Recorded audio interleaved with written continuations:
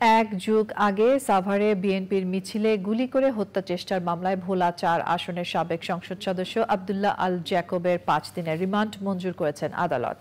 বৈষম্য বিরোধী আন্দোলনে হত্যা চেষ্টা মামলায় ৩ দিনের রিমান্ড দেয়া হয়েছে সাবেক হুইপ মাহবুব আরা গিনিকে। আন্দোলনে হত্যা মামলায় গ্রেফতার দেখানো হয়েছে সাবেক মন্ত্রী গোলাম দস্তগীর গাজীকে।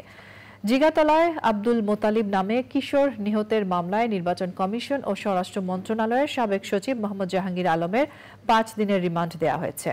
উদ্দেশ্য প্রণোদিতভাবে এইসব মামলা করা হয়েছে বলে দাবি করেছেন আসামি পক্ষের আইনজীবীরা। নাজিব বেকের রিপোর্ট। বৈষম্য বিরোধী ছাত্র আন্দোলনে হাসান মাহমুদ নামের এক ব্যক্তি নিহতের ঘটনায় খিলগাঁও থানায় দায়ের হওয়া হত্যা মামলায় সাবেক বস্ত্র ও পাটমন্ত্রী গোলাম দস্তগীর গাজীকে সকালে আদালতে হাজির করা হয়। তদন্ত কর্মকর্তার আবেদনের পরিপ্রেক্ষিতে ঢাকার মেট্রোপলিটন ম্যাজিস্ট্রেট সাইফুল ইসলামের আদালত তাকে গ্রেপ্তার দেখানোর আবেদন মঞ্জুর করেন। আসামি পক্ষে কোনো আইনজীবী উপস্থিত থাকলেও জামিনের কোনো আবেদন করেন নাই এবং বিজ্ঞ আদালত যেহেতু আজকেই তাকে সোনারেশ দেখাইছেন সেজন্য রাষ্ট্রপক্ষ রিমান্ডের বা অন্য কোনো আবেদনের সুযোগ পান নাই।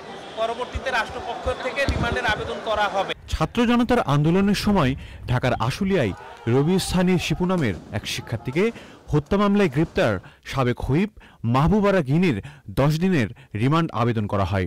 শুনানি শেষে ৩ দিনের রিমান্ড ধার্য করেন আদালত। তদন্তকারী কর্মকর্তা প্রাথমিকভাবে এই অবৈধ এমপি আজকে যে আসামি তাকে এই মামলার সঙ্গে তার জড়িত থাকার বিষয়টি নিশ্চিত হওয়ার কারণে তার বিরুদ্ধে ১০ দিনের রিমান্ড প্রার্থনা করেন। বিজ্ঞ আদালত উভয়পক্ষের শুনানি অন্তে তার বিরুদ্ধে ৩ দিনের রিমান্ড মঞ্জুর করেন। ২০১২ সালে বিএনপির মিছিলে নেতাকর্মীদের উপর গুলি করে হত্যা চেষ্টার মামলায় ৫ দিনের রিমান্ড দেওয়া হয়েছে সাবেক সংসদ সদস্য আব্দুল্লাহ আল জ্যাকবকে। আমরা বিজ্ঞ আদালতের কাছে বলেছি যে একটি ক্রিমিনাল মামলা যদি হয় কারো বিরুদ্ধে তাহলে তার নলেজ এবং তার পজিশন এবং তার ডেট অফ অকারেন্সে তাকে ওখানে উপস্থিত থাকতে হবে। কিন্তু এরকম কোনো সুনির্দিষ্ট বক্তব্য এধারে উল্লেখ নাই। শুধু রাজনৈতিক উদ্দেশ্য হাসিল করার জন্যই তাকে এই মামলাটা গ্রেপ্তার করেছেন।